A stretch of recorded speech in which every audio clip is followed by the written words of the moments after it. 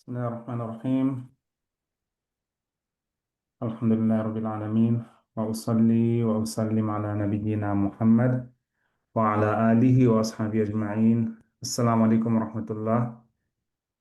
If I can just get an indication, am I audible enough? Or do I need to up my volume or my voice? You're audible, Moulana. I'm audible. Oh, okay. Jazakumullah. Welcome to all those who have joined us, both the Imams and Muallimas. Allah bless your presence here with us.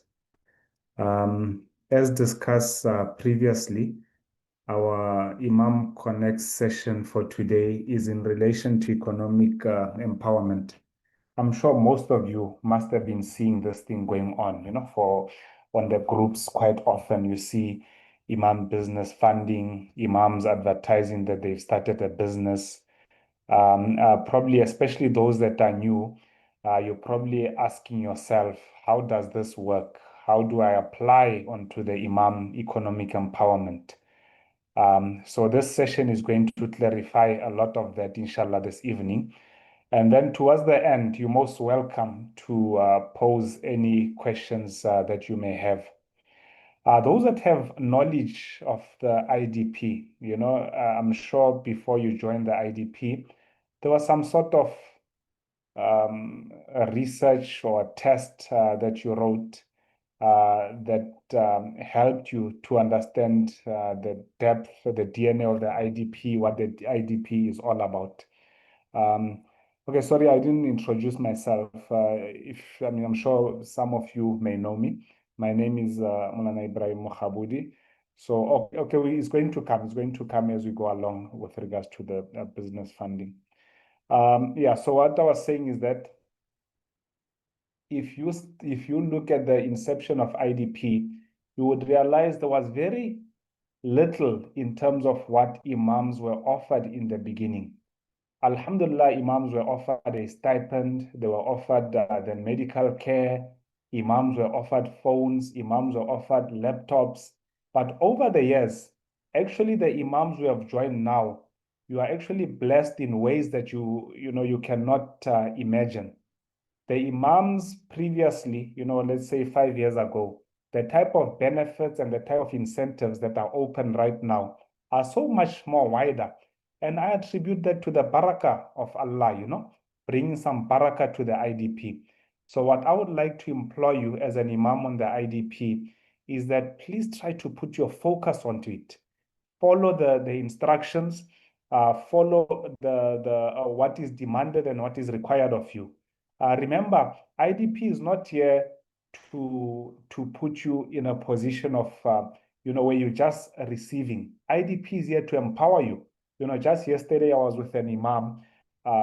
He was on the IDP, but he fell off from the IDP. He felt that, the IDP was quite demanding in terms of I have to submit my monthly reports, I have to submit my engagements, I have to do that.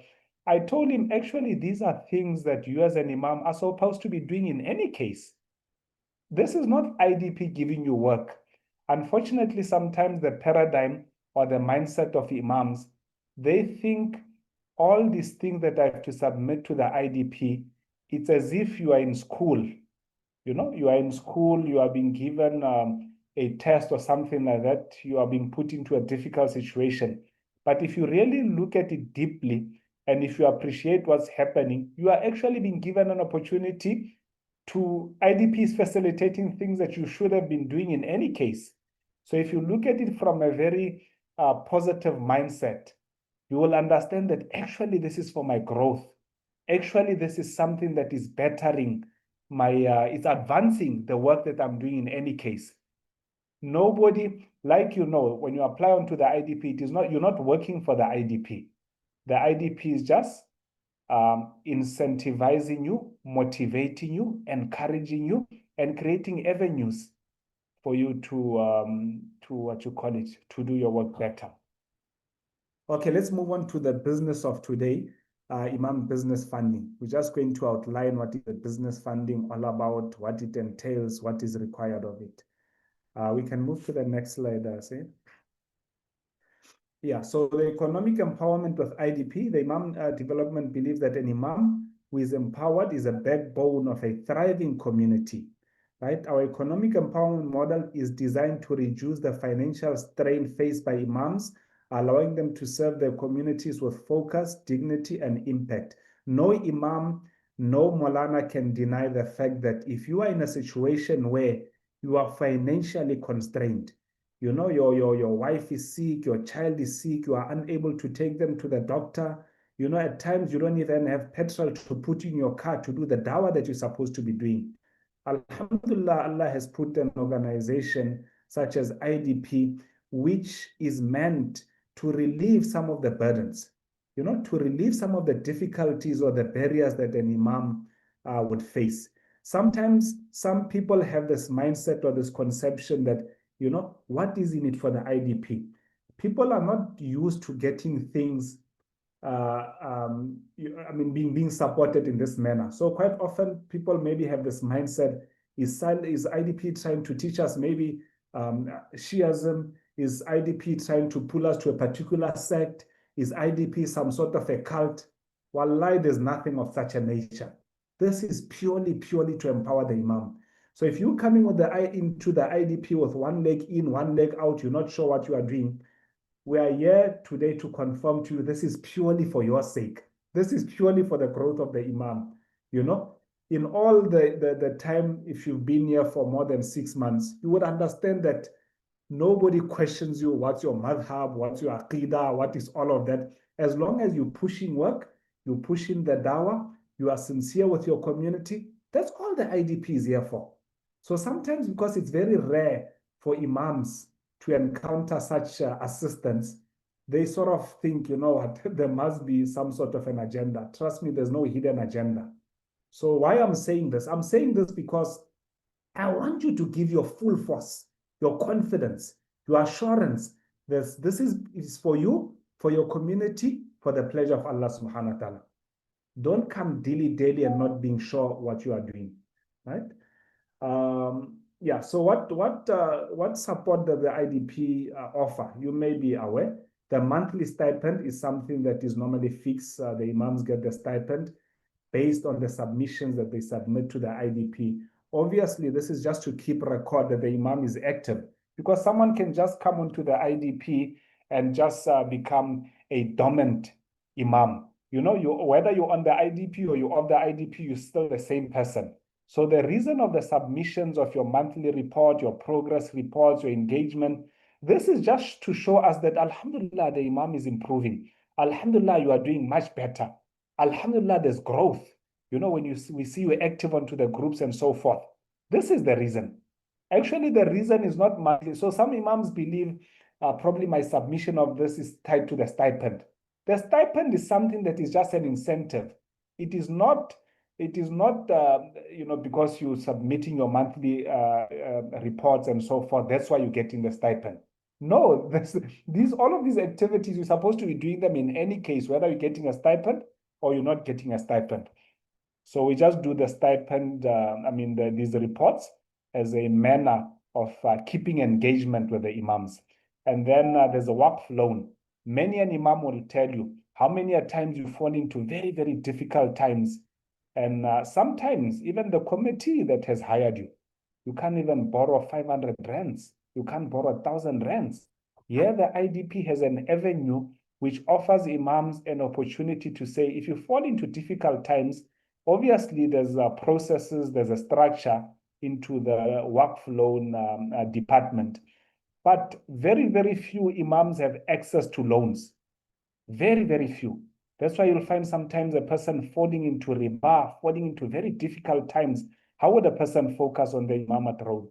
So because of that, alhamdulillah, the IDP has introduced this waqf loan, which is an interest-free loan. You apply onto the waqf loan, and then there's certain things that you need to submit. And then once your loan is approved, it is given to you and you pay it on a monthly basis. The IDP offers medical support. And then our discussion of today is the Imam Business Funding, right? The Imam Business Funding, which we're going to discuss in detail, inshallah. Let's move on to the next slide. We can move to the next slide. Yeah, so what is the Imam Business Funding Project? The Imam Business Funding Project, as an addition to the support, what you call it, to the support incentives that are given to the Imam, as an addition, this Imam Business Funding, by the grace of Allah, has come onto our plate, which offers the Imam an opportunity to become financially independent, right?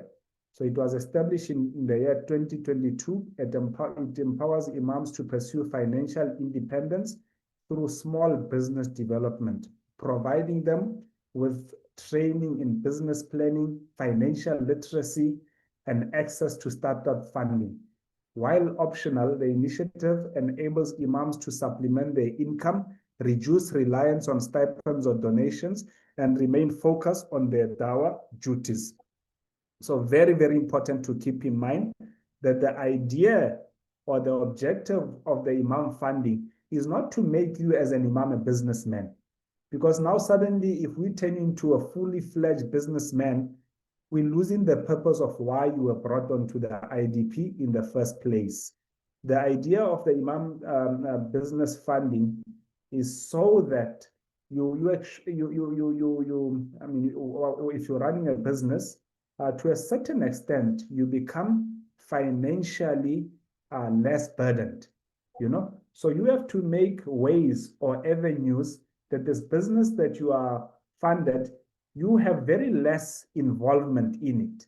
By less involvement in it, I mean, you do not put too much of your time in the business to such an extent, or suddenly you've given up your Imam duties, you've given up your dawah, you've given up all the activities that are required of an Imam. So this is not the objective, that we take you away from an Imam into making you a businessman. It is actually meant to make you a better Imam. It is actually meant to make you a better da'i, if anything, right? It also prepares them for long-term sustainability, ensuring a smooth transition beyond the 3 active years of the IDP. Remember, if you're on the IDP, you receive your stipend for a period of 3 years. Initially, actually, when IDP started, it was just 2 years, but now it is 3 years. Alhamdulillah, the period of funding has extended. But now added to that, there's this opportunity that beyond the 3 years, now what happens to you in terms of your financial stability, in terms of you being on your feet and being able to still continue living a reasonably well lifestyle. Move on, next slide.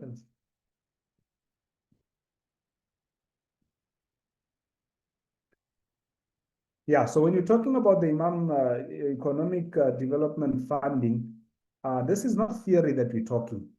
This is not theoretical things or thumb-sucking stuff that we're talking. As you can see, these are the, what you call it, our stats that we've put up. So to date, there have been about 150 plus applications of Imams.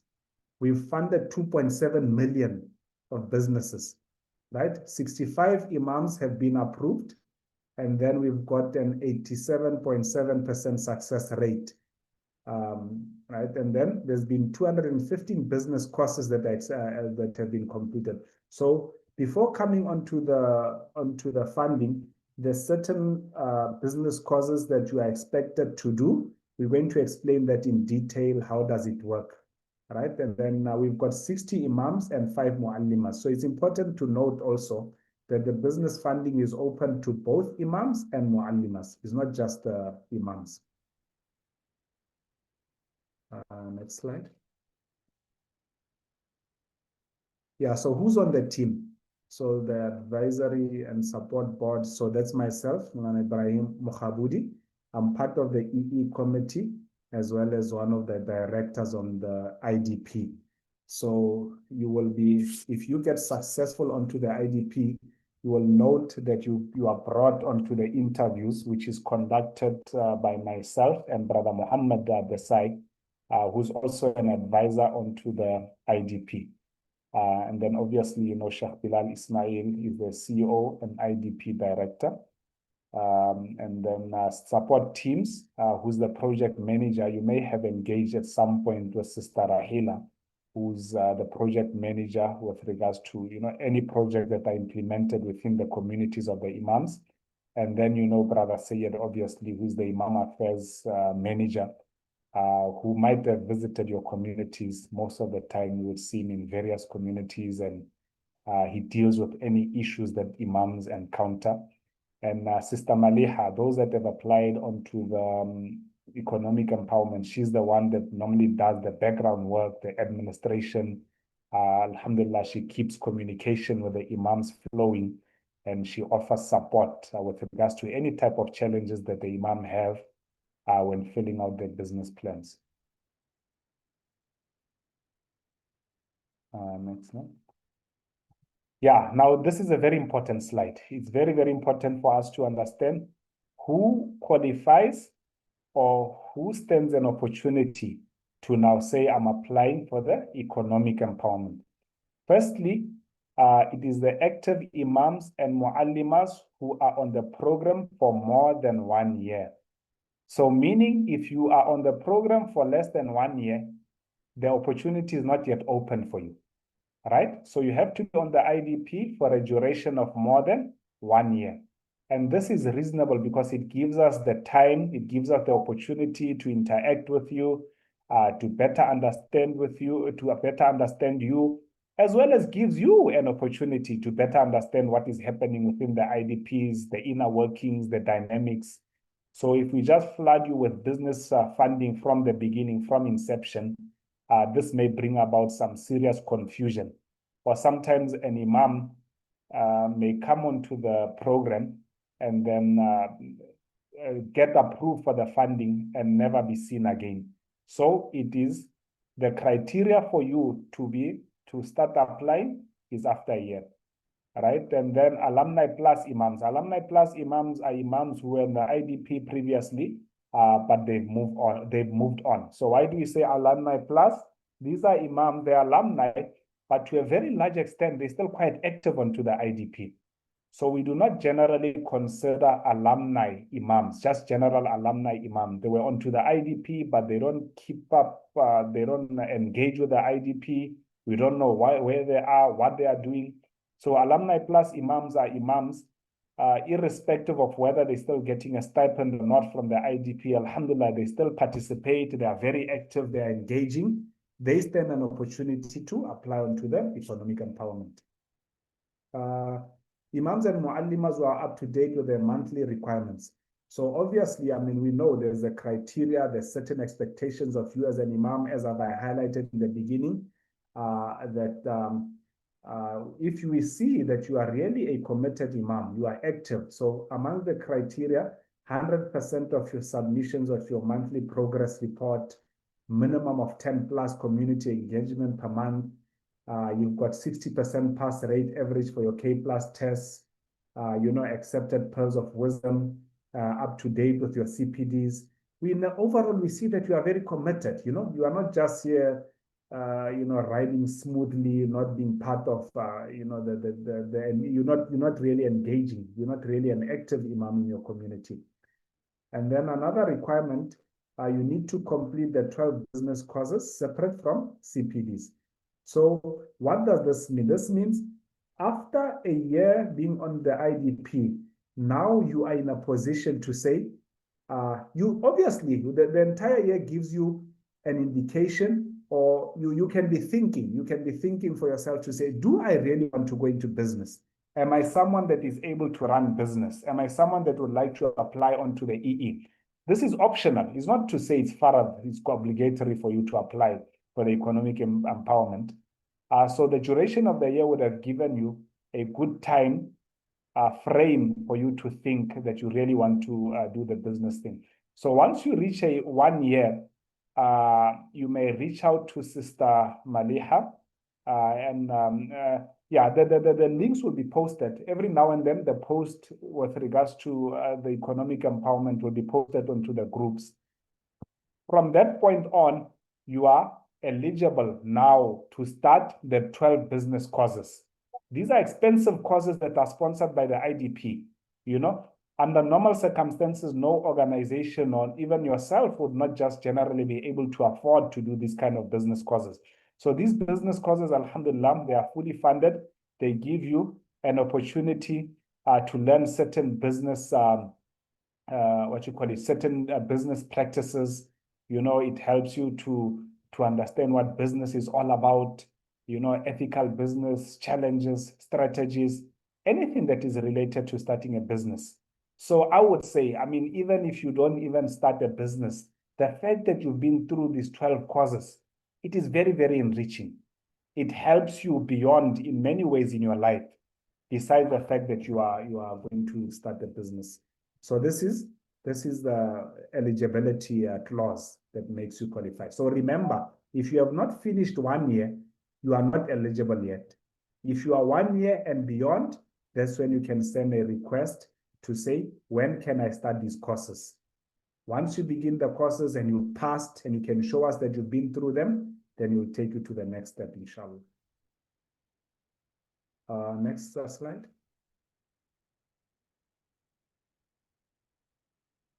So what's the application process? Step-by-step application process. The first thing that happens is that you complete the business courses. These courses that I just mentioned in the previous slide, those 12 courses, you pass them. And then once you've passed them, obviously you'll share with us the certificates and so forth. Then we'll send you the business plan. You pass the courses, we'll send you the business plan. You fill in the business plan and you send us like a 3-4 minutes motivation video, which would tell us why you want to start this business, which give us an overall picture of your business idea, which give us an overall picture of whether you are fully understand this business or not. So this is one of the requirements. And then you submit the requirements to the IDP via email. And then you go on application. Your application will be reviewed. So we'll take your business plan, check it out, study it, try to understand that you've done your homework, you really understand it. This will take about 2 to 6 weeks, right? On the waiting list of 2 to 6 weeks, then you will be queued onto the interview. This interview, many of the imams that have been interviewed already understand the process. We bring you for an interview of roughly about 30 minutes, 30 to 40 minutes, where we try to engage you with regards to your business plan, try to understand it better, try to understand the challenges, identify gaps. At times we may tell you, you know what, Sheikh, you know what, Muallima, go back and try to fix this, fix that, advise you on certain aspects of your business plan. And then you do touch-ups, you come back again. So, but some imams do make it even through the first interview. So that happens. And then once you've gone through the interview, a final decision is made as to whether you are approved or you are rejected. You'll get an answer within 1 week, inshallah. And then we give you an opportunity to reapply. It doesn't mean if your business was rejected, it means for the rest of your life now you can never reapply. We give you an opportunity to go and do your thorough homework, because one of the biggest problems that we encounter with imams, a person is just excited about starting a particular business, but you realize that they've not done thorough homework. They have not done the business study. They do not understand what the business entails. They do not know the financial aspects of the business, the risks associated with the business, the complications that come with the business. Trust me, if you've not done your homework, if you've not done your research, it will definitely show in your business plan, and it will show it during the interview process. So rather do your stuff properly, so you stand a better chance, inshallah, of going through the approval. Don't take it for granted and think, you know what, I'll just do a dodgy, shoddy job and then I'll stand a chance.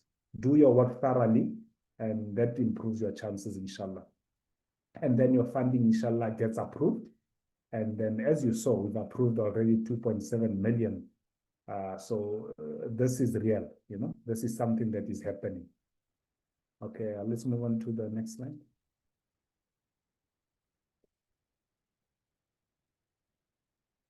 Yeah, so what makes some of the tips and ideas, what makes a business, what makes a strong business plan? Obviously, when you go through those courses that we've spoke about, it will enhance your business planning skills. It will enhance your understanding of how businesses work. And by the time you come to you doing your business plan, inshallah, your skills and your abilities would have been sharpened. So what makes a strong business plan? These are some criteria. There could be many more, but we're just giving you an overview of the most important aspects. A strong business plan is based on original research with realistic data. So sometimes you find a person, someone tells them, hey, this is a business where it's a good idea to start this business. You don't understand the business. You've not done market research. You don't know what are the risks associated. You don't know the amount of time that it will require you to be engaged in this business. Just because someone says it sounds good, I'll tell you, we're going to pick you up if you come into the interview not prepared, right? The business makes financial sense, clearly budgeted. Any business requires financial startup. It requires quite an amount of money for you to start up that business. So if we see that your financial, your financial plans, your financial forecast is not up to date or it does not make sense, you lose points. Immediately, you lose points, meaning your business plan stands very less chances of succeeding. Imam has experience or prior involvement with the business. Some imams will find they've started some sort of a business already. Maybe the guy has got a small graphic design business that is doing it on a part-time basis. Some imam is running like a small cafe, internet cafe. Some imam is probably selling, he's selling what? He's selling 1, 2 cell phones here and there. He's trying. So it doesn't mean that if you are running a business already, we would not consider you for the funding. Sometimes you've got your business that is running, but it's probably very small. It is struggling, it is worth about 5,000, 10,000 rands, and that's it. So even if you are running a business, you still stand a chance to apply onto the economic empowerment. And if we see your business idea makes sense and it's got a potential to grow, you stand a big chance, inshallah, of being supported or funded additionally. But you must be very clear with us as to regards to what exactly you want to improve in your business. You have a solid understanding of the business and the market. And one of the criteria we hope, and we actually want the imam to be able to communicate clearly in the English language. We know some imams battle. We do try our best sometimes to be lenient here and there, wherever imam is, struggling to articulate themselves in English, but but that's the only medium of communication that we have in order for us to ascertain that you have a proper understanding of the business. Your goals are realistic. When I'm saying good English, I'm not saying you must be like a professor in English or anything. I'm just saying you are able to send your message across. We are able to understand what you are saying.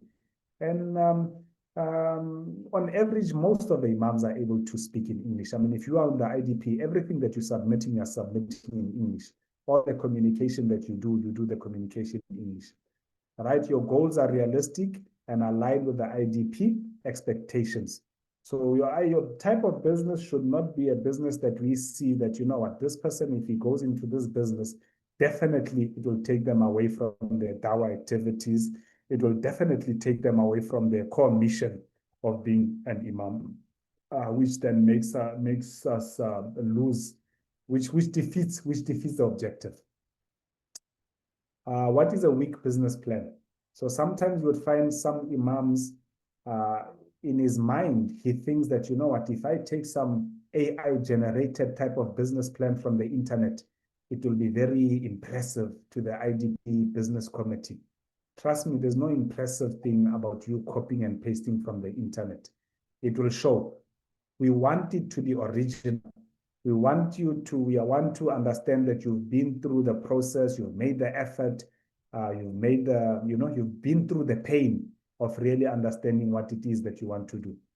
Right. Also, if we pick up that you've got absolutely no experience, no understanding of the business, you're just shooting, in the dark. You're just trying to take a chance kind of a thing. That makes your business plan very weak. Poor grammar, unclear responses, vague writing. If your business plan is unclear, we don't understand, and you yourself, it seems like even when you're answering the questions on the business plan, you don't seem to understand the questions. That makes you lose a lot of points. Your goals are unrealistic and are disconnected from reality. You was talking about exorbitant type of profits. I'm going to make this million in this time frame. I'm going to have 5, 7 businesses in 1 year. Obviously, we can pick up that doesn't make sense. Okay, we can move on to the next slide.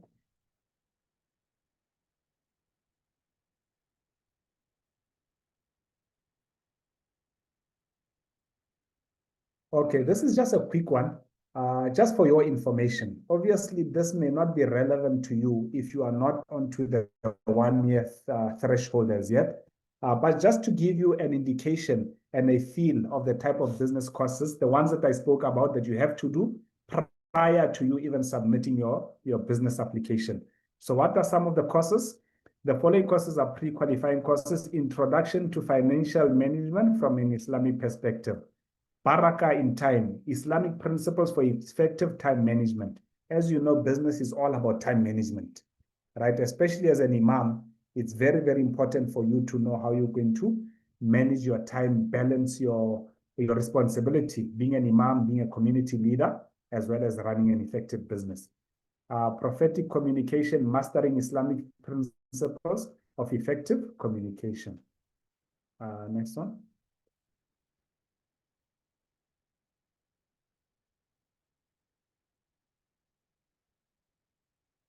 Yeah, some of the additional business courses that are there. You will learn selecting suitable business premises, business planning fundamentals, developing a business plan canvas, basic financial management for micro startup enterprises, basic human resource management and team dynamics, small business startup strategy, business ideas and opportunities, personal branding, workplace email etiquette. All of these are, yeah, additional courses that you will be doing. Ask yourself, if you on your own had to go and try to do all of these courses, how much money will you pay? First of all, will you even have access to them? Who will be willing to say, Imam, we really value you. We really want you to advance in life. We really want to remove the stresses off your shoulders. We really want you to be a super Imam. Tell me one person that will say, come here, I'll fund you for all of these courses. So these are blessings from Allah. These are really, really favors from Allah subhanahu wa ta'ala. Unfortunately, if you miss the opportunity, you cannot go back and say, Ya Allah, I did not have any opportunity. Ya Allah, I was weak in my community activities because nobody cared for me. You play a victim mentality and you don't do what you're supposed to be doing. Ask me, show me how many people can do this for you. So I see it as a great opportunity, as something that you should grab with both hands. Yeah, some of the additional courses that are there, pre-qualifying courses, overcoming legal compliance challenges. Look at the topics, because sometimes if you're starting up a business, there's certain legal compliances that you have to comply with. Sometimes you find an imam starts a business without understanding that he has to do registration of the business. Maybe if he's doing a business in the food industry, there's a health certificate that he needs to obtain. There's a what you call it, security, safety, occupational safety certificate that he needs to obtain for his business. There's a tax compliance that he needs to obtain. He doesn't understand. He just thinks it's just a startup and I buy the goods and I start my business and life goes on. This is an opportunity for you to learn all of these things. Personal selling skills. These are, as a salesman, how do you sell well? Costing and pricing setting fundamentals, social media marketing techniques, business networking 101, social media toolkit. I don't think there's anyone that can say these are not beneficial courses. Each and every single one of them empowers you in a very great way. So when you're doing it, really do it. Take full focus. Take your time out. Don't just do it for the sake of, I just want to get over and pass. Do it so that you really, really want to empower yourself and learn. Yeah, additional courses, quality management, project management skills. How many of you can say, you can have like a proper certified project management course? Time management, professionalism in the workplace, leadership and people management, business communication and organizational behavior, general business management imperatives, introduction to business ethics. Next one, let me see.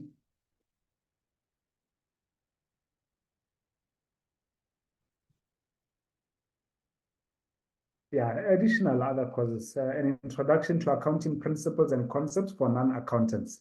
So remember, obviously, if you're doing business, Brother Muhammad is going to be showing you some those that are in business already.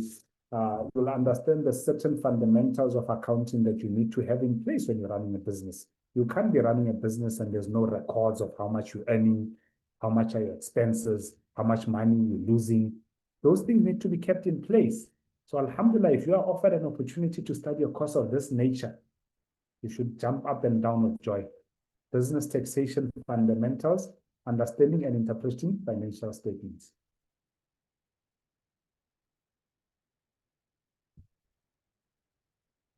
Okay, so this concludes this aspect of our presentation this evening, which gives you insights and an understanding of how the economic empowerment works. We'll be opening up for any questions that you may have. One of the important points that that was not there on the slide. So this funding is a 50% grant and a 50% loan, right? Interest-free loan, meaning let's say your business that you approached us with is going to cost 30,000 rands to start.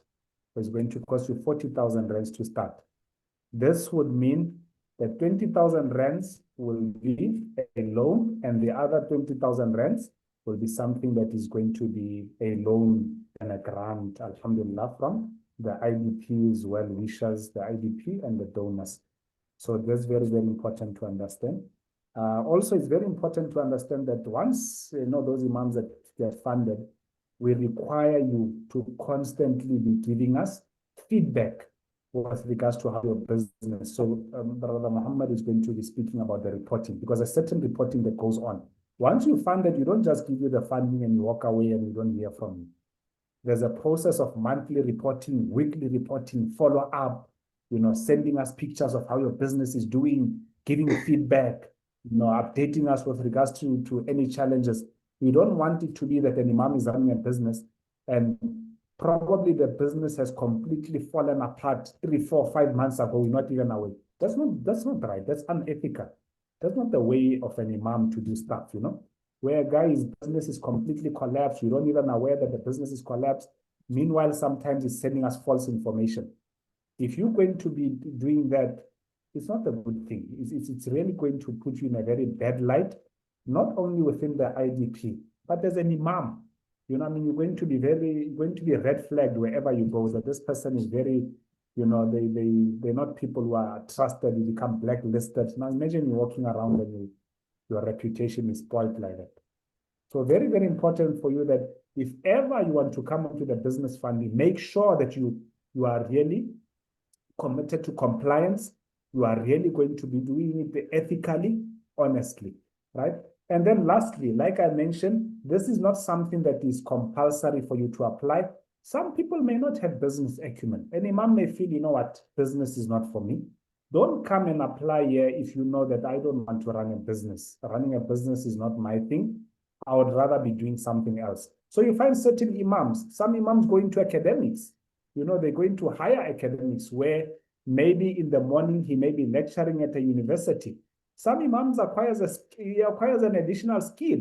Maybe a guy he acquires a skill on, let's say, IT. He's a computer technician. The idea is for you to be getting additional income that's going to remove your stress of worry. So sometimes, I just want to do IT, fixing people's computers. Sometimes maybe in the community where you stay, there's always a need for someone to be fixing boreholes when they break, the mechanics of the boreholes or the pumps or whatever it is. You say, I want to study a skill in borehole fixing. So that's just an additional thing for you to be doing on the side. So what I'm saying is that don't force yourself to say, I want to go into business if you know business is not something for you. You can always request. That's why there's continuous professional training onto the IDP, which gives you an opportunity in the 3-year period that in addition to you being an imam, you acquire a skill that inshallah is going to supplement your income by the time you of the IDP. Yeah, I'll conclude here. I don't know, Said, are the questions going to be open now, or are we going to be opening it up right to the end, at the end? It will open at the end, Moulana. Okay. No. And then you and Brother Muhammad will join in. Okay. Okay, Shukran. that's it for now. Jazakumullah. Jazakallah. Shukran. Muhammad? Yeah, assalamu alaikum wa rahmatullahi wa barakatuh. Can everyone hear me clearly? Sayyid, can you hear me? We can. Jazakallah. Yeah, we can hear you. Okay. Bismillahir Rahmanir Rahim. Allahumma salli ala Sayyidina Muhammad wa ala Sayyidina Muhammad wa barik wa sallim. Jazakallah khairan to all of you for coming on for the session today. Really an honor being in the presence of so many imams and muallimas. There's almost 100 of you that are online at the moment. Alhamdulillah, good to see a good turnout. Considering the number of imams that are on the IDP though, that's more than 500. 100 is not as many as we should have on the program though, but alhamdulillah. So the process of the business funding doesn't stop at you being funded. Alhamdulillah, you see that we've provided you with support before being funded in the form of doing the courses, in the form of the interview that we'll hold with you and advising you during the interview process. And I think before we move over to the next section, which is the monthly reporting, I just want to make it clear with everyone that the team here, the advisory team and the support team are here to support you, the Imam, through your business, through the application process and also through your business thereafter. One thing that's also not on the slides here and that I would like to mention, inshallah we'll add it for future sessions that we'll have, is that coordinators from the different regions or from the countries will now join on the business funding program as well, from this perspective that they will be coming around to visit your business if it's an existing business, and it will also be a part of our vetting or our checking criteria before the onboarding process. Okay, so that means that at some point during your application, you may have the country coordinator coming to visit you, to see your site, to look at the market that you're talking about. And afterwards also, there may be a coordinator coming to you to look at your business running. Because like Moulana Ebrahim says, unfortunately, sometimes it may be the case that an imam has not been truthful in the monthly reporting, showing that the business is successful, but unfortunately it turns out months later that we find out that sometimes the business is not successful and has been closed down many months ago, or sometimes even a year ago. Okay, so that's just to mention that. Okay, so the monthly reporting is something that's very important within the business funding project, or within from part of your requirements, the requirements from the Imam after being funded. And this is a place of challenge and difficulty for many of the Imams who are currently on the program. And so the purpose of this session here now is to bring some clarity to all of those who are currently on the business funding already. And for those who are not on the business funding, you will get an idea of what are the specific requirements from the IDP after you have been funded for your business to run. Okay. So in this presentation, we'll tell you why you should be doing this reporting, how you should be doing it, and we'll break it down for you. Excuse me.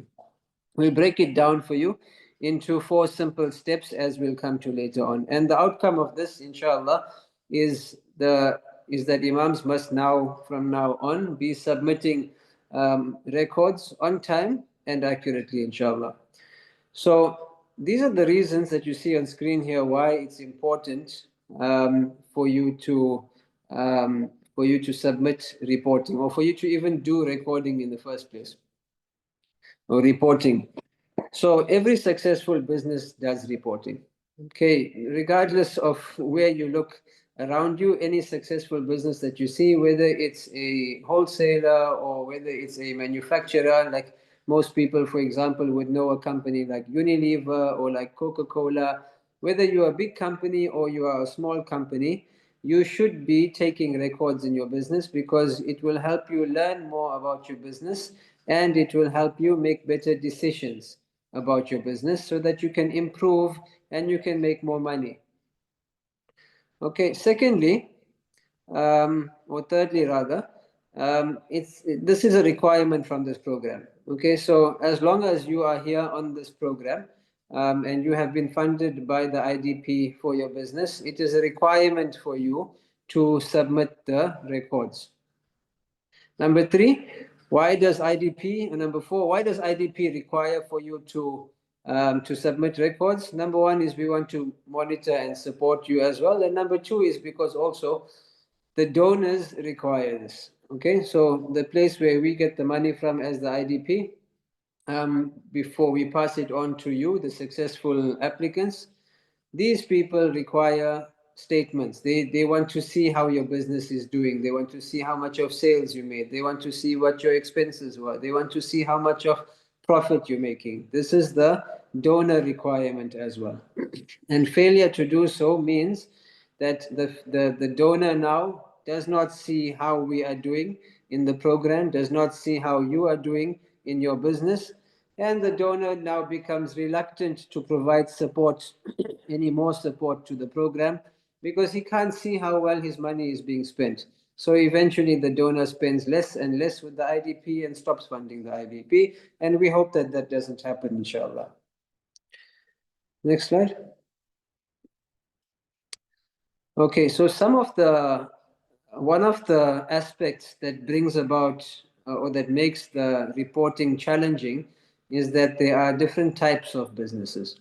Okay, so there are traders like tuck shops, groceries, spares like motor spares, for example, or motorbike spares, clothes, cars, takeaway business, and these are usually businesses where you buy something and you sell it. You buy something and you sell it. It's as simple as that. You buy a bottle of milk and you sell it. You buy spares for the motorbike, you buy tires for the motorbike and you make a profit on it and you sell it. That is a trading business.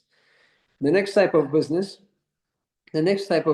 is an agriculture business. So where you are growing chickens, or the chickens are laying eggs, or you have goats, or you have cattle, or you have plants like maize or strawberries or nuts, or you're planting anything to do with agriculture. So first was the traders, second is the agriculture, like growing animals and crops. Okay, just to highlight a few words, keywords at this stage. Excuse me.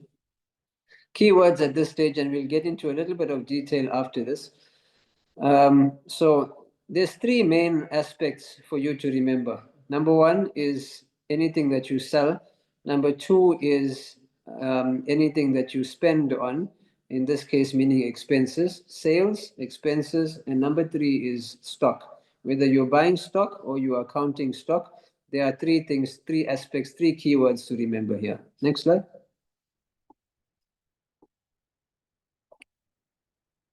Okay, there are three other types of businesses. So the first two on the other slide was the trading and agriculture.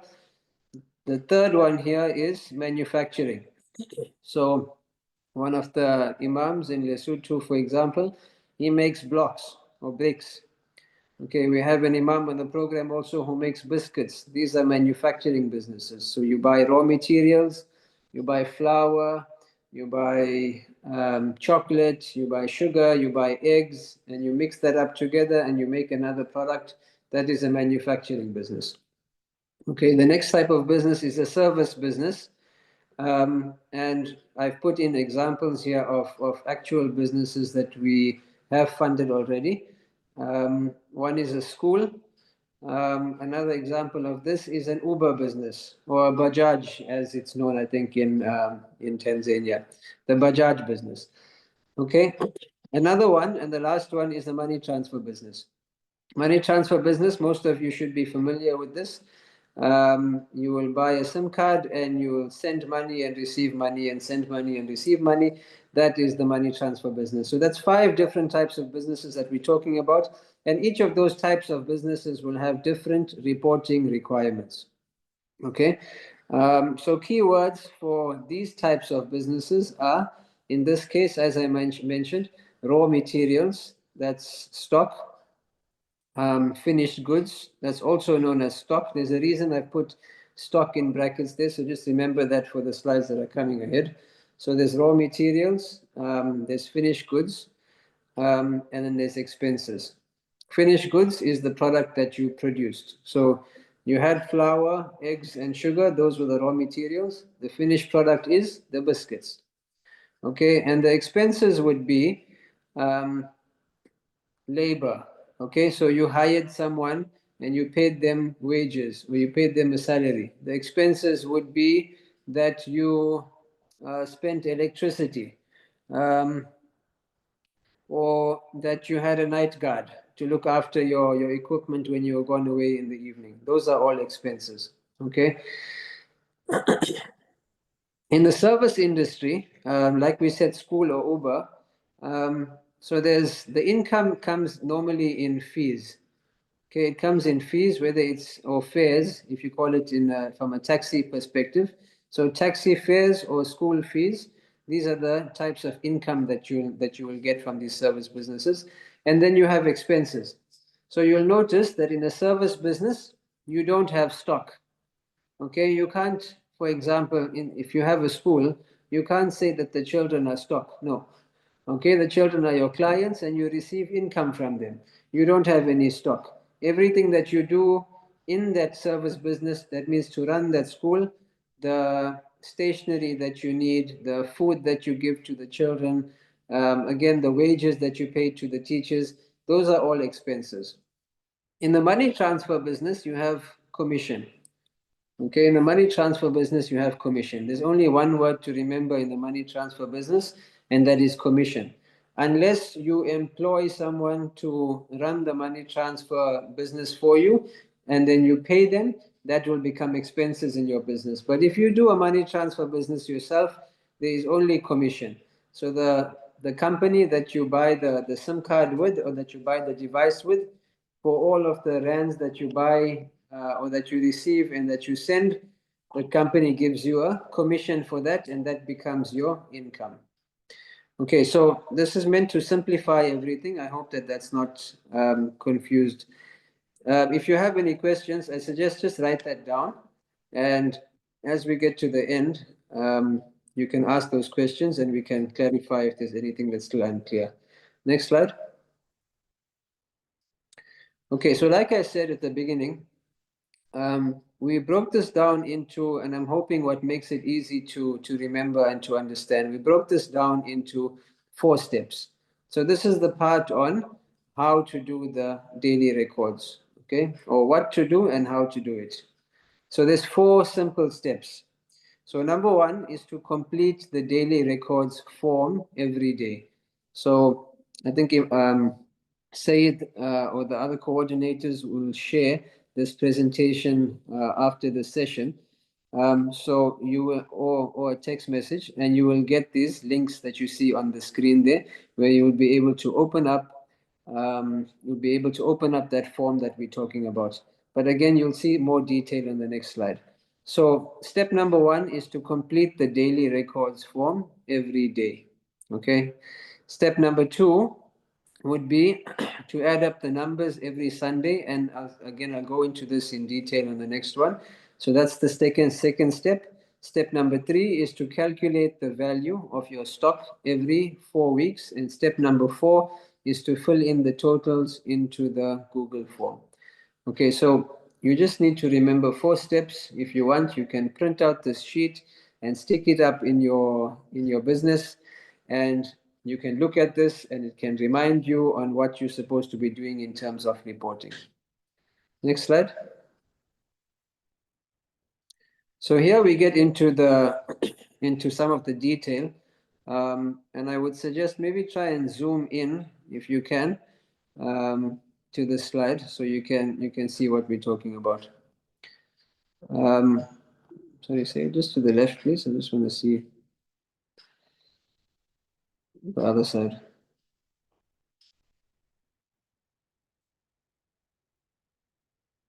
Yeah, okay. All right, so this is an example. This is an example of, so I'm going to keep mine like this here. So we'll keep ours like this. If anyone else wants to zoom in, you can zoom right into the detail. So in the trading business, and again, this is an example of a tuck shop. This is an example, or there's the examples at the bottom of the screen. This is an example of a tuck shop, a spares shop, a clothing shop, or a takeaway. Okay. Excuse me. So in a trading business, stock is usually sold every day. Usually sold every day. Of course, you may have other types of businesses, maybe like a motor vehicle business, where you bought one car and it may take a few weeks or even a month or so to be able to sell. In that case, you won't have sales every day. But usually it's the case that in a trading business that you have sales every day. Stock is also purchased usually once a week or sometimes more or less than that, depends on how you run your business and what your costs may be. Expenses are usually paid at least every week. So if you pay wages, it depends on the agreement that you have with someone. Depends on the agreement that you have with someone and how often you pay them, whether it's once a week, whether it's once a month. Or some people have arrangements to pay people once every 6 weeks. That's your choice. These are some of the typical examples that we see. Stock is counted at cost every 4 weeks. So this is an important example. This is an important point. An area where the imams usually have difficulty is this point here, which we call stock take. Stock take means to count stock. Okay, it means to count stock at least every 4 weeks, or to count stock every 4 weeks. And this is something that we mentioned in the previous slide as well. So if we just go into the statement that we see on the right, this is an example on how you should be going about filling this in. So you'll see an example there, and I'll go into some detail here for you, so that you can take benefit from this when you go back and you can understand this. So on the left we have the days. So you can clearly see that this is broken down into 4 weeks, and each week has 7 days. In the next column you see the sales. Okay, and this is, like I said, usually you have sales every day. So in this column, you will be filling in how much of sales you made. And it's, again, important, and you'll learn this also from the business application part, is that you're filling this are we using rands, Said, or are we using dollars? Rands. Rands. Okay, so we're filling this in South African rands. So this would, slight challenge for you imams is that you have to convert. Okay, so your sales that you make every day, you enter the value into that sales column. Day number 1, that was Monday, I made 500 Rand of sales, I filled that in. Day number 1, next column, I bought 9,000 Rand of stock. Okay, I bought sugar, flour, milk, I bought all of these things for my shop, or I bought beans, I bought spares, I bought clothing, I bought all of these things to stock my shop. That's where I put the stock that was purchased. Okay, then I see that the next column is expenses. On day 2, that was Tuesday, I had sales of 2,000. I didn't buy any stock. I did not buy any stock on that day, but I paid some expenses. Okay, maybe there's the description there. I paid rent. I paid rent of 6,000 Rand. So that's how this works. So at the end of 4 weeks, if you go right to the bottom, you will see that there are totals at the bottom of that table. Okay, and it also has a section there called, or a little cell called stock on hand, end of week 4. Stock on hand, end of week 4. This is the stock take that we are talking about. Okay, this is the stock take we are talking about. This is what is stock take and what is required for stock take is where you count every item in your business. Okay, I know it takes long, but it's necessary and it is required. So everything that's on your shelf that you're buying and selling, at the end of week 4, you will count it. Okay, at the end of week 4, you will count it, you will write it down, you will put the cost price next to it, and you will calculate the value of all the stock in your shop. And that's where you will write that number. Stock on hand, end of week 4. Okay, next slide.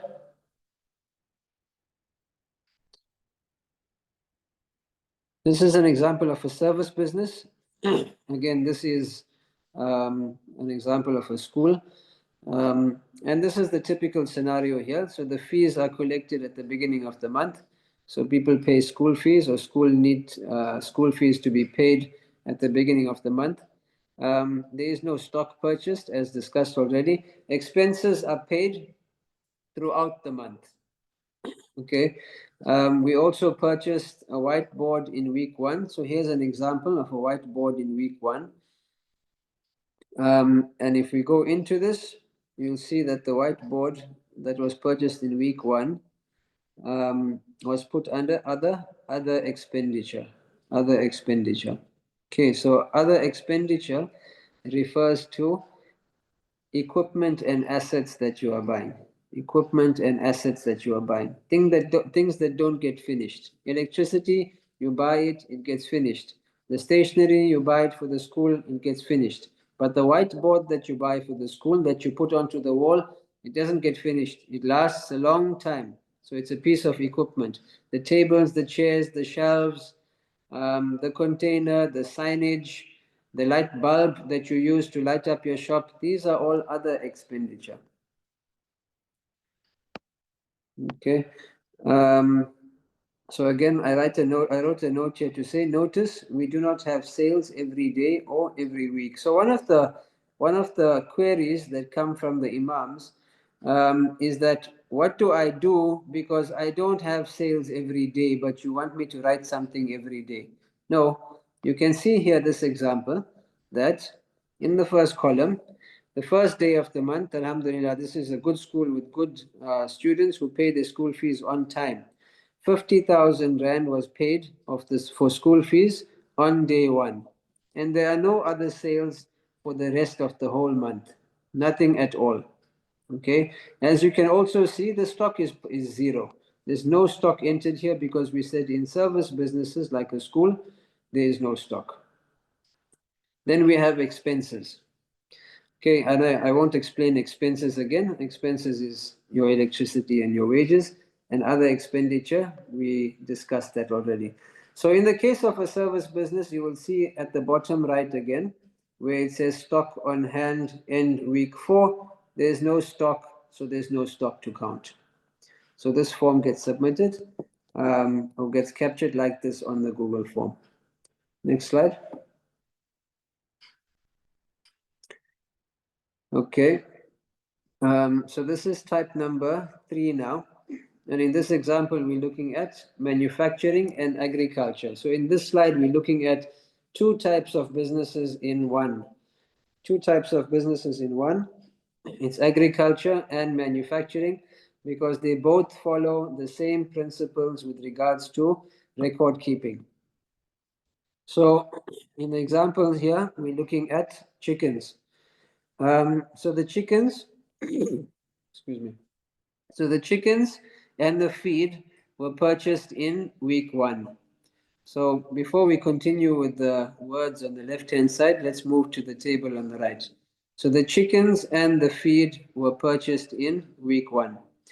So let's go and look for this purchase in week 1. If we see day number 1, stock purchased, that's the second column, we see 15,000 Rand. And to the right, we see a description there saying food and chicks. So we bought we bought baby chicks and we bought food. And that's how we recorded it.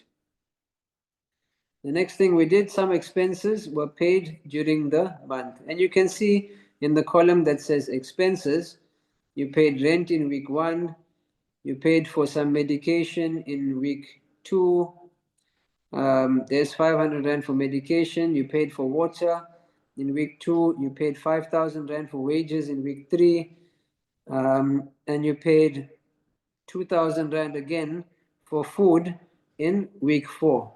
So the question is about food. The question is about food. You put it in there under the expenses. So there's 2 types of food that we're talking about here. Sometimes one Imam told us that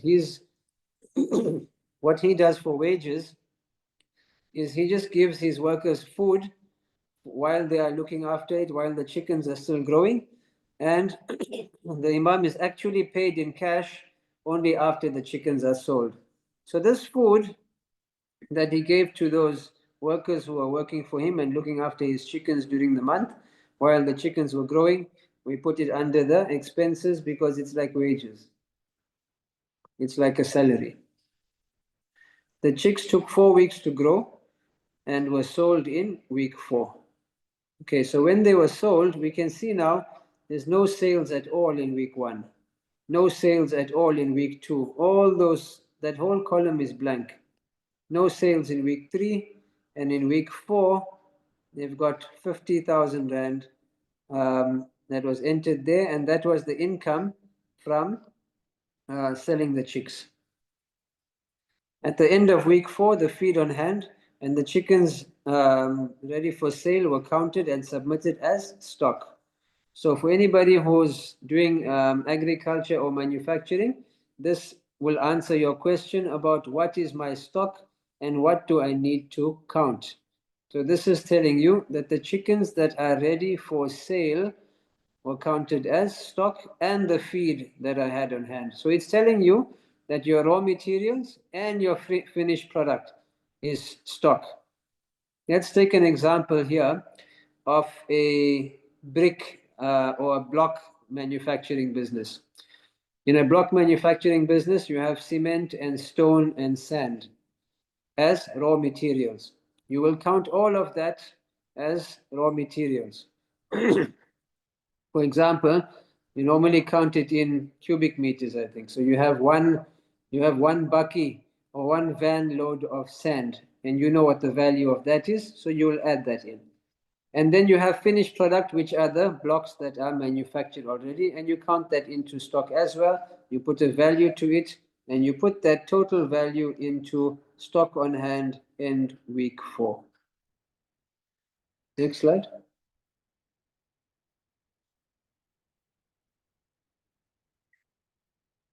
Okay, so I'm not going to spend too much of time on this. We discussed stock takes as we went through the other slides. So stock counts are compulsory for traders, manufacturers, and agriculture, and it's not compulsory for service because there's no stock. You will count all of the items, raw materials, finished goods, and goods for sale. Write each item, record the quantity, write the cost of the stock. Okay, write the item, for example, chicken feed, 50 kg. Record the quantity, I have 10 bags. Write the cost of the stock. The cost of the stock is 5,000 Rand. 5,000 Rand for 10 bags of chicken feed.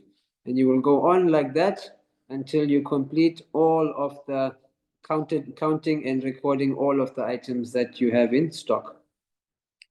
So this is important also, why we need these figures and why you need these figures also. It's important to calculate the profit of the business, okay? Because if you lose stock, you lose profit. If you lose stock, you lose profit. So if I buy something for 5 Rand, let me just explain what I mean by this. If I buy something for 5 Rand and I sell it for 10 Rand, I made 5 Rand profit. If I buy something for 5 Rand and I sell it for 10 Rand, I made 5 Rand of profit. But if I lost some of the stock that I had in my shop, I lost more profit. I lost my profit because if I sold that, I would have made more profit from it. So if I lose stock, then I lose my profit. And this must be done, that means the stock take must be done every 4th week. So the program admin, so Maliha in this case, will inform everyone who has been funded, just as a reminder, you should know when is your 4th week, and you should be filling in your records every 4 weeks, or every day, and then every 4 weeks, as we're saying here. But we will still send you reminders so that you don't forget. And this must be submitted with the weekly records every Sunday.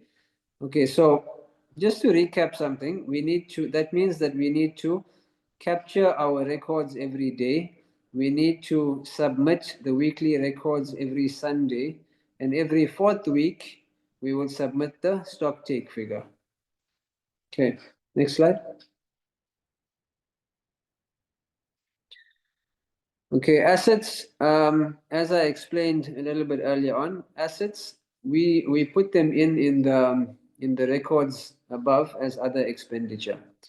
Assets are things like, there's examples below: shelving, machinery for manufacturing, feeders for your chickens, computers for your internet cafe. So assets must be recorded and valued at cost once every quarter. The program admin will request this form from you when required. So we know that you won't remember every quarter. So what we will do on a date is we will send you an email or a WhatsApp message with this link with the instructions on what needs to be done. This is a stock take for assets. This is a stock take for your equipment. Okay, this is saying I counted all the shelves, I counted all of the fridges in my shop, I counted my computer, and whatever equipment I have, I counted it, I wrote it down, and I put a cost to it, and I submitted this to the IDP. Next.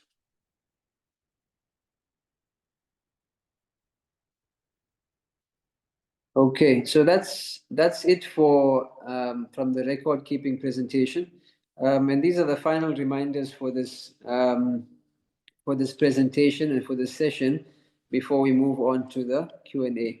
So the business funding, as Moulana Ebrahim mentioned this so many times already, that the business funding is a privilege for you as imams, and it has a very high impact. So many, if not all of the imams, okay, you see there was a small failure rate, but most of the imams who have come onto this business funding program have been successful in their businesses, and this has had a very high impact, a very good impact, and a positive impact on their financial situation.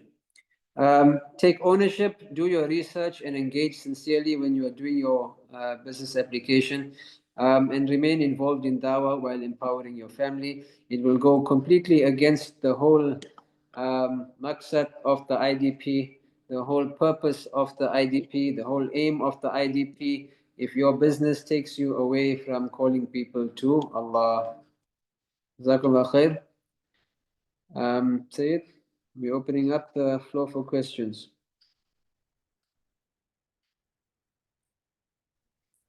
Jazakallah, Moulana and Brother Muhammad.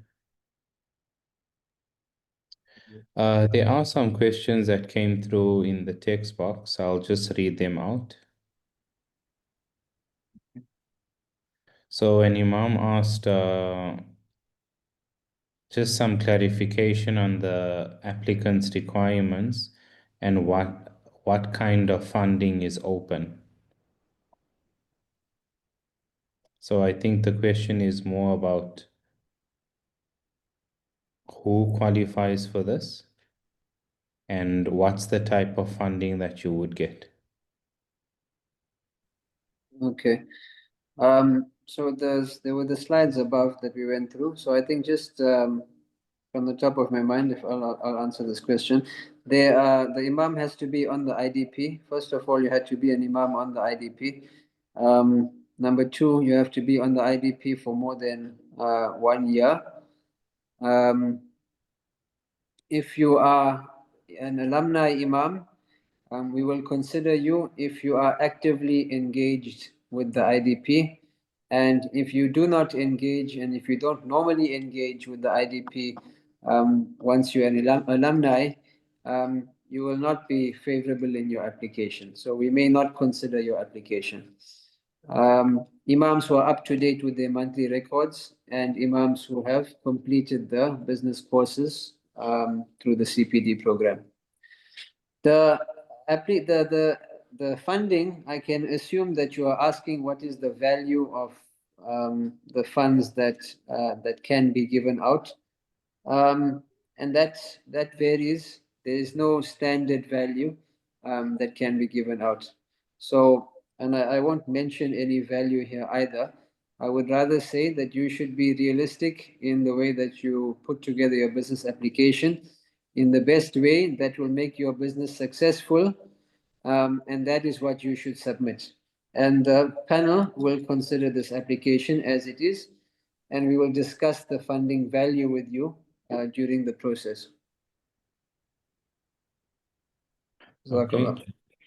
Another Imam is saying that his business has been funded already, but the expenditures are very high and they exceeded the budget in what they put in their business plan.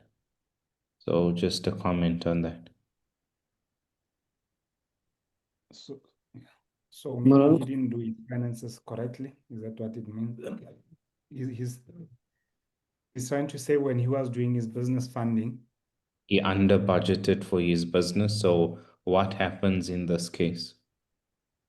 yeah, that's why we always emphasize, I mean, it's not about rushing. It's not about just trying to get the business up and running. As you would have noted in the very beginning slides, we emphasize that do your homework thoroughly, do your research thoroughly. If there's someone that's running a similar business, go to them, spend time, ask them what it is. So if the Imam is saying they under budgeted, unfortunately, there's not much that we can do. Probably that Imam, we can set up a meeting with him just to understand what is happening. There's no guarantees. There's no, surety that we may boost you or we may not, So we can set up a session with him. Let's see what's happening, inshallah. Okay, inshallah. The next question is, can someone choose another business besides those that you mentioned in the slides? You can choose any business as long as it's halal. You can choose any business. These were the types of businesses that I mentioned because these are the ones that we've had experience in and that the applicants have been giving us. You can choose any business. Okay, alhamdulillah. Another Imam, I think it's a repeat question. So what is the maximum amount that you can get funded for? And does the funding depend on the type of business? Yeah, we're So not answering the question. Sorry, Moulana, you go first. Yeah, no, like Muhammad has answered, Sayyid, the Imam. We cannot say what threshold we fund for. We fund anything from 5,000 rands, and it just depends how the business is.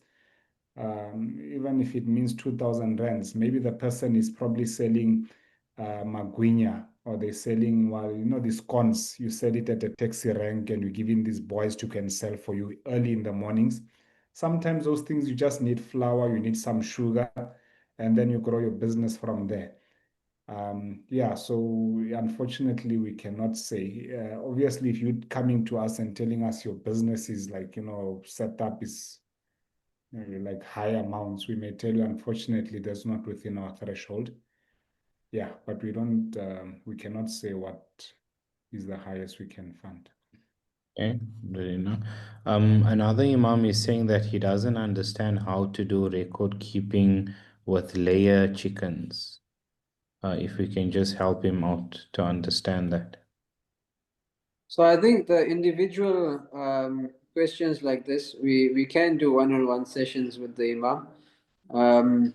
We are available, Maliha is available as well, and we can have the Imam on a one-on-one session specifically. However, broadly, if I can just say that the layer chickens will be the same as as a manufacturing or any agricultural, there is production.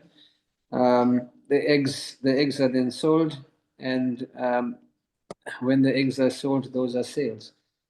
But if the specifics of that, I would just go through on a one-on-one. Okay, inshallah.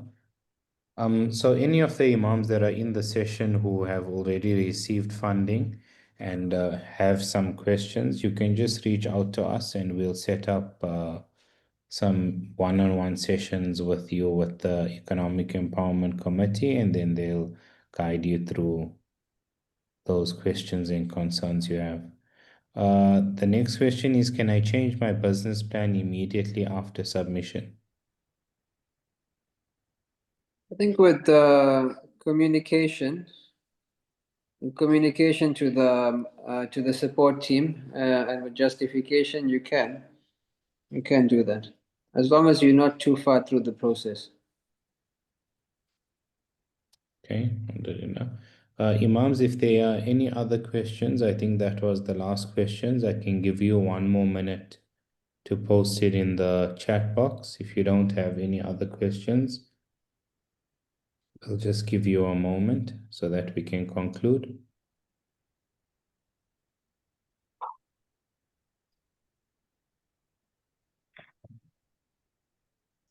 Assalamu alaikum wa rahmatullahi wa barakatuh, my Sheikh.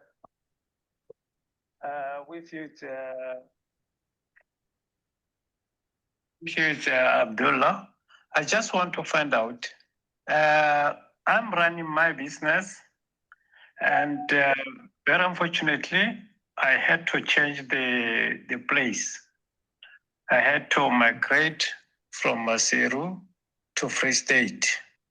Then I left my business with my family. Then I don't know. They are giving me the records almost every day, what is happening. But I don't know what concerning the stock taking, because what is happening is with the tea bags and the other things, no problem. But with the agricultural vegetables, they told me they cannot be able to count. So in that case, what should I do? Because I'm really far from them. Jazakumullah khairan. Walaikum assalam, Sheikh. Yeah. Go So for it, you're man. no longer at your business. You're no longer overseeing your business.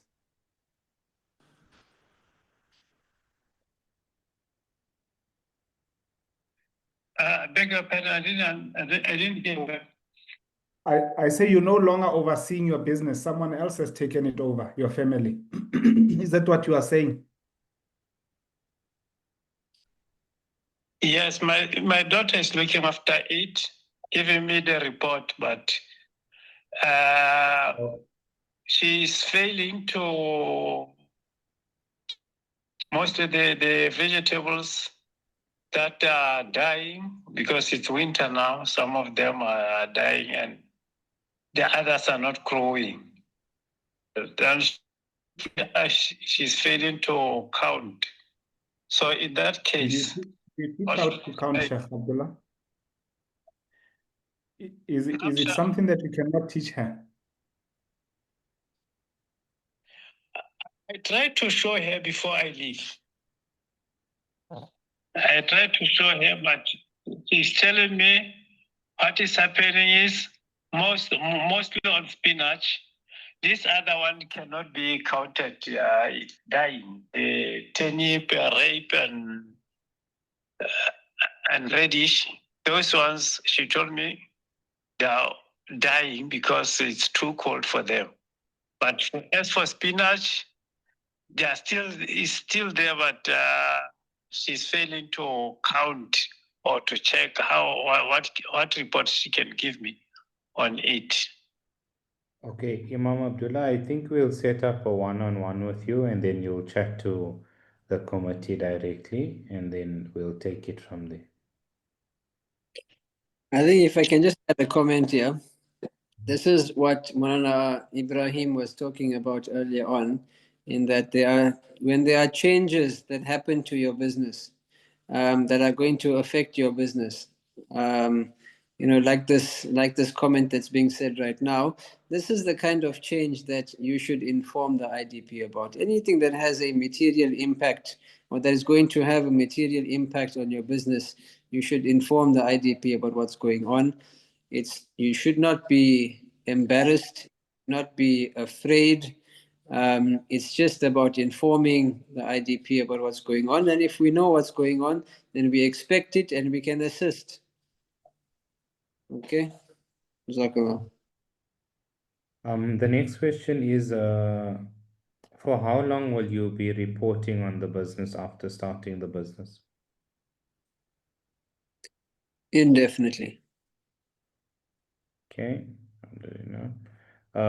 For a money transfer business, how can we fill the business ledger since there is no merchandise or stock, only transactions? Is it possible to apply for the extra funds after being funded?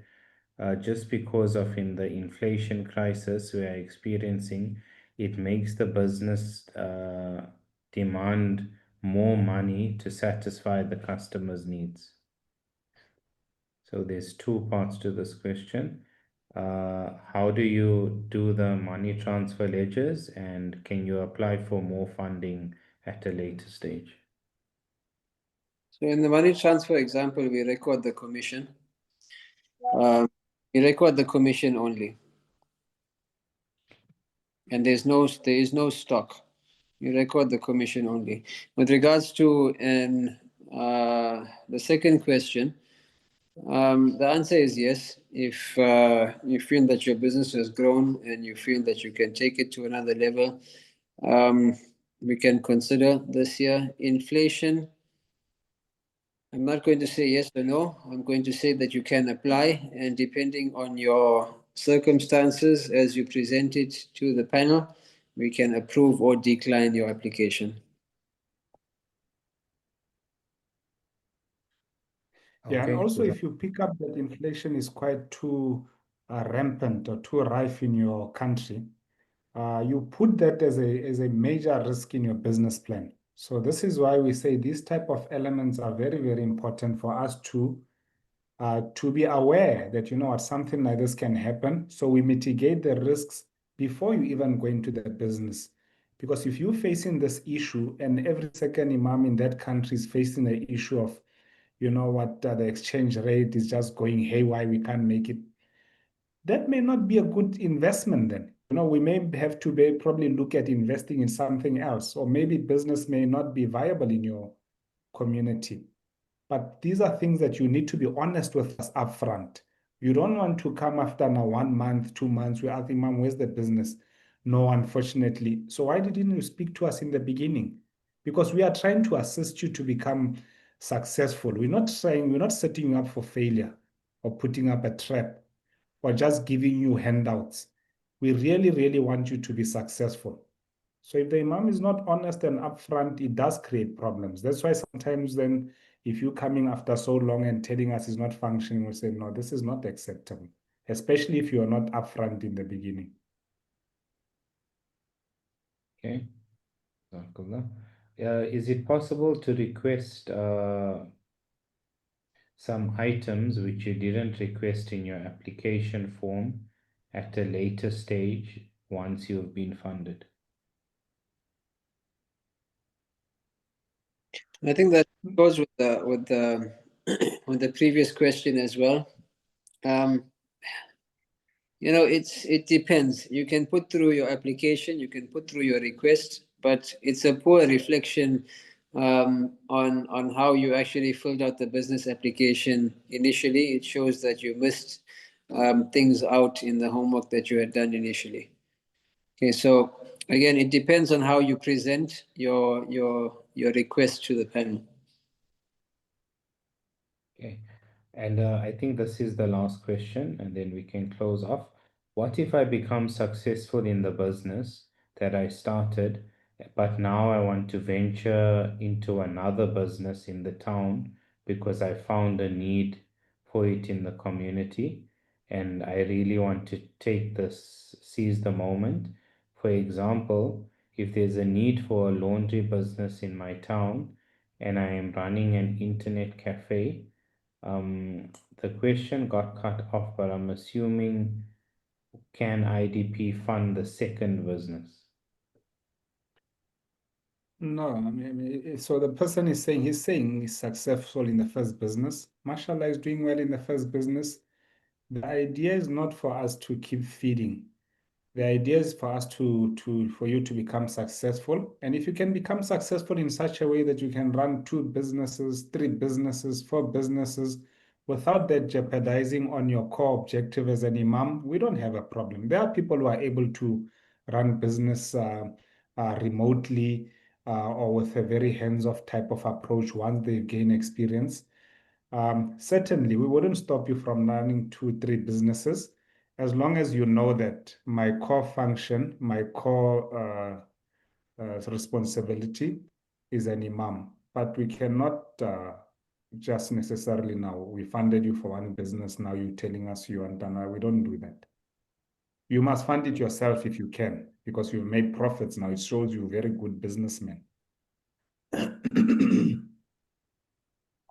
Okay, I think we'll end off. Maybe we'll start off with Brother Muhammad. Do you have any closing advices, closing statements to the Imams? Yeah. So we'll be opening, applications have been closed to now. We will be opening applications very soon. So the Imams who have joined this program here, I'm assuming that many of you would be wanting to apply for business funding. So the applications will open soon, may be at the beginning of July or maybe mid-July. So look out for that. And once that opens, then you can take all of this advice into take heed of this here, and when you're filling out your business application. The other one is that I just want to reiterate, like I said at the beginning, is that the team is here to support you. This whole process that we follow is not a mystery. We've shown you the entire process today. There's nothing where your application goes into, a dark hole somewhere and we forgot about it and it's not coming out anywhere. There is a process that we follow. You've seen that today. This presentation will be shared with you. You can refer back to it. And yeah, just finally, we want you as imams to be successful. I think it's important for you to understand that it's not that we are out to get you. We want you to be successful, and we do what we can to make you successful in your business. Okay, Jazakallah khair to everyone for attending. Assalamu alaikum. Nana Ibrahim, your side? Yeah, no, from my side, I think just to the Imams, grab the opportunity, value it, make dua that Allah make you successful. So just to keep in mind that what we've presented here, it doesn't mean that this funding is guaranteed kind of a thing. We are facilitators of Allah's religion. We are facilitators of supporting the Imam. So sometimes you may apply and it may not come through. I mean, as we receive, as Allah gives us the means and the resources to fund, we do so. This is why it's so very, very important to understand that the resources come actually from Allah. So you as an imam, when you are, in the dark portions of the night, reading your tahajjud, making dua to Allah, make dua, ya Allah, bless the IDP, bless those who are supporting it. Because if you're going to think that IDP is the feeder, then you've got the wrong end of the stick.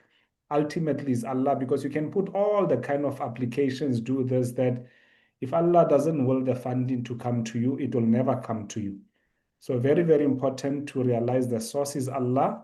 Make dua for the IDP, make dua for the team, and be as honest as possible, inshallah, in whatever, keep the relationship very honest, very open, and very clear. Jazakallah. Okay, Jazakallah Imams. If you have any questions, you can message the help desk or message us from the team, and we'll gladly answer all of your questions. Jazakallah khairan. Assalamu alaikum wa rahmatullahi wa barakatuh. وعليكم السلام ورحمة الله وبركاته. وعليكم السلام ورحمة الله وبركاته.